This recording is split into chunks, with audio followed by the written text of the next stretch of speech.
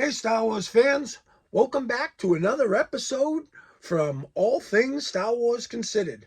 I'm your host, Doug, and just to give you a little brief backstory, if you haven't watched any of my other videos, I've been collecting seriously since I was 14. So that's roughly about 40 years ago. I did start collecting back in 78, but being very young at that point, my figures didn't survive. So by I'd say 1983, 84, I had nothing. I started again from scratch and I've never looked back. So my collection has spanned from Kenner to Hasbro. I've got Gentle Giant, I've got Sideshow, I've got Lego, I've got it all. Well, not all. None of us will have it all. Not even the great Steven Sansweet. Try saying that fast. That didn't want to come out. But yeah, it's almost next to impossible to collect everything because there's just so much. But again, I've been collecting since I was 14. I got an entire room, which I'm actually sitting in right now as I'm doing this video. And today I wanted to get into some Kenner customs. Maybe Kenner customs is kind of a bad term because they're not Kenner figures, but they're Kenner-esque. Now, I've discovered this guy on Etsy, Funky Maclunkey. He's from Atlanta, Georgia. Goes by the name of CJ. Really good guy. I've dealt with him a couple of times. He sent me a few figures. I will get into that in just a second. But I will start by saying the first figure I grabbed from him was the Yarna Tonnika. Now that, for those who might not be familiar, is the six-breasted dancer in Jabba's palace. Back in the day, Kenner, I want to say maybe 1983, 84, they were starting to put this figure together. You know, they had a prototype of it made. She had the body, she had the headdress. She had, I don't even know if she had arms. I just remember seeing like the head, torso, and the legs, and she had the skirt and the headpiece. Now, they didn't complete the figure. Not quite sure what happened there. I don't know if higher up said, what kid's going to buy a six-breasted dancer? You know, makes a lot of sense. But in any event, the figure never made it to production. But Funky did get a hold of these photos, and he designed his figure after that prototype. So the figure that I received from him, although it was unpainted, was spot on from what Kenner had imagined back in 1983 when they started to put this figure together. Funky sends you the figures unpainted. They're assembled. And he puts it on you. Do you want to make it simple like Kenner? Do you want to make it a little bit more complex like Hasbro? It's up to you. It's your blank canvas to do what you will. Well, I started to paint the figure, and my hands aren't good, and my eyes are pretty crappy. So I was able to do all the flesh tones. So I did the legs. I did the arms. I did the torso. I did the head. I did the headdress. I did the skirt. Now, when it came time for the little details, like the top, you have to kind of cut that in around the flesh tones.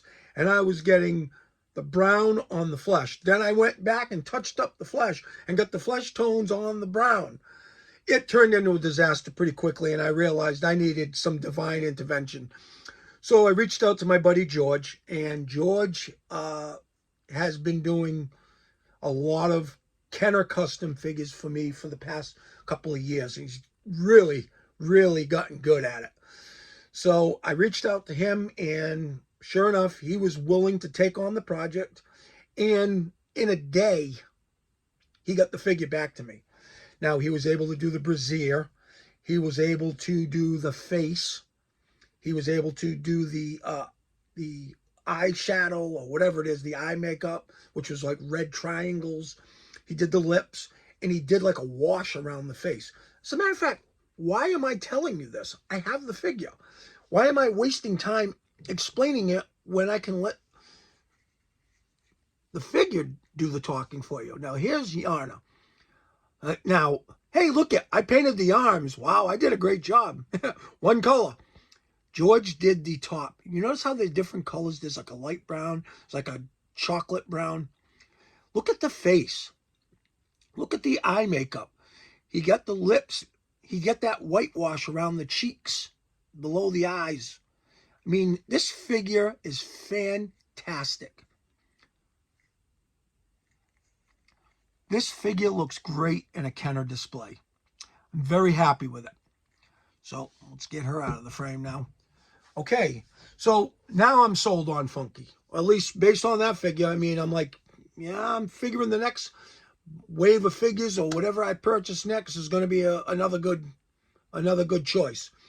Well, I started thinking about it. I'm like, I want Aunt Beru and Uncle Owen. Not sure. So I ended up grabbing the Tonikas. Now, the Tonnika Sisters came in, and again, I should have learned from my first mistakes and just given them to George, but I wanted to at least show George that I was trying to do this, not just waving the white flag. So I found some greens, and I found some blues, and I found black, and I started doing the boots, and I started doing the jumpsuits, and I did the hair, and I tried to do the flesh tones, and then it went right down. So again, I reached out to George. I think he liked the challenge, so I gave him the figures. And before I start explaining what he did, again, I'm just going to show you the figures. Here's, I always forget these girls' names, like Bria. I don't know. I should know this before. If I'm going to do this video, I should know these names. But look at, he even did the lipstick on him. He did all the little accents around the neck. He did the, I don't know what you want to call it, the underwear. But he did the cuffs. He even did nail polish on their nails. He matched their lipstick to their jumpsuits. And I can't say enough about these figures. Now, these are 5 points of articulation. Now, I don't know about you, but these look a little bit too nice to go in a Kenner display. So what I normally do is I have a modern display with Hasbro, and then I usually have a Kenner display with all the 5 point of articulation Kenner figures. And I like the discrepancy between the two. So, you know, you look at one Cantina and it's like, wow, look at all these characters. They look like you could like take a picture. It's like a scene right out of the movie. And then you look at the Kenner stuff and you're like, oh, look, you know, it's like right out of my childhood. Well, these figures are done so well by George that I'm going to include them in my modern Cantina diorama. That's how good he did on these.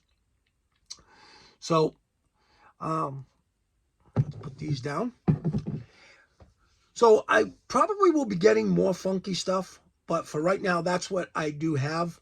So I'm going to wrap this up, but I'm glad people are tuning in. I'm going to improve. I'm not going to go any further than that. Every video is going to get a little bit better. I'm going to get a little bit more comfortable in front of the camera, and I'm promised that my knowledge will ultimately be what sells this channel, because I do have a lot of knowledge. You can't do something for 41 years and not get good at it. And I feel that I can pass my knowledge, my expertise along to the Star Wars collecting community. And I think with people like Funky Maclunkey, my friend George, we're all as a team going to pass along some really great content to all you fans out there. So I'd like to thank you for watching, and we'll see you on the next video. And I just want to say, may the Force be with you.